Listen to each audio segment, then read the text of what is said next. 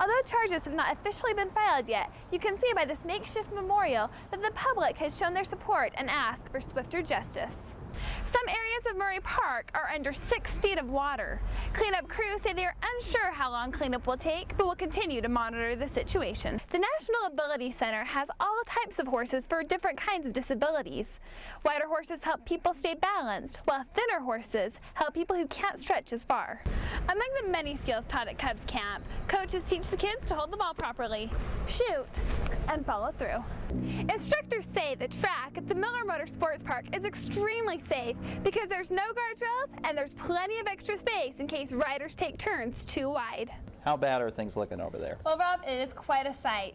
Sandbag crews are working non-stop to keep the waters from going nuisance to disaster.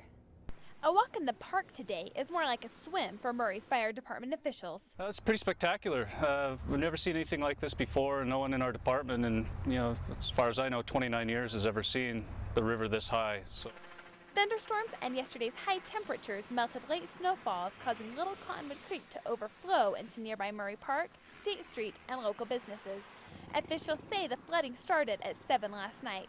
Cleanup crews have shut down 2 lanes of State Street traffic to clean up the mess. We've got a lot of debris that came down the creek. We've got heavy timbers, we've got twigs, we've got leaves, and what we need to do is clear that and make as much room for the water to go under these underpasses as we can. Crews say they hope storm drains will bring water levels down, and even though water is still running off the mountains, they hope today's cooler temperatures will slow the snowmelt, allowing them to control the situation. I believe that we can stabilize it and keep it to a point where it's no more extreme than what you see here. Also, officials closed down Parkside Elementary School, where the grounds have effectively turned into a lake. Nathan and Stephanie Sloop are in jail today after waiving their right to bail during a hearing Friday. Davis County Attorney Troy Rawlings says they are still gathering evidence. But we're not going to file the official charges. We're holding them on the probable cause until we believe there is a reasonable probability of conviction at trial. We weren't allowed to videotape in the courtroom, but Nathan Sloop appeared in court first and cried during the hearing, only addressing the judge once. Stephanie Sloop showed little emotion during her hearing, but her lawyer said she was very upset. Both lawyers requested court orders limiting people who could meet with the Sloops and asked for official charges before the next hearing on May 28th.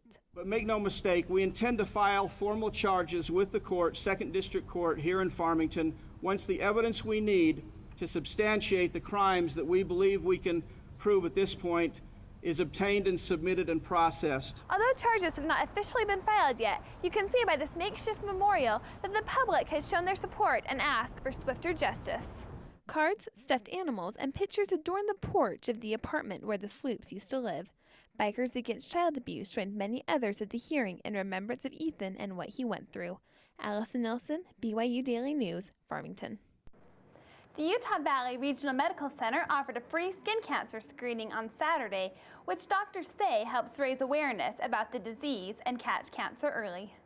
Lyndon Vickery knows what it's like to have skin cancer, so he said when he heard the hospital had free screenings, he went in for a checkup. I thought this great opportunity, what they're doing, and other than just going to your regular physician, go to somebody who is a specialist and maybe give you a better opinion than a general practitioner might. American doctors diagnose more than 1 million cases of skin cancer every year, making it the most common type. Although skin cancer is considered less dangerous than other types of cancer, they suggest yearly screenings to help catch this disease early. So screening is important because not everybody is educated on what to look for. So if you have a trained eye looking at you, then you can keep yourself out of trouble that way. Doctors check for all kinds of skin cancer during examinations, but keep a special eye out for melanoma, which is marked by changing moles.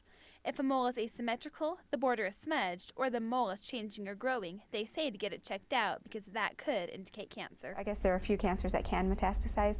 Melanoma is the biggest one because once that goes, it's one of the biggest killers, one of the more deadly cancers that there are out there. Doctors treat skin cancer by either surgically removing it or by freezing it off. Alison, BYU Daily News, Provo. Doctors say getting too much sun is the leading cause of skin cancer and suggest wearing plenty of sunscreen in the upcoming summer months to protect yourself from UV rays. Kids from all over Utah are on the BYU campus for Cubs basketball camp. The Cubs practice both offense and by learning how to dribble, pass, shoot, and slide. The women's basketball team coached the camp under the direction of the assistant coaches. They say they hope the kids will develop skills and be active. Learn about basketball and maybe dribbling, shooting, and ball handling. Among the many skills taught at Cubs camp, coaches teach the kids to hold the ball properly, shoot, and follow through. The first rule of the camp is to ask questions so coaches can better work with students. Every day, coaches assign homework like dribbling and shooting drills for students before coming to camp the next day.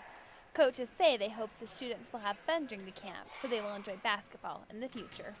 It's just to learn the basic skills so if they enjoy basketball, they can grow and build upon those skills. Alison, BYU Daily Sports on the BYU campus.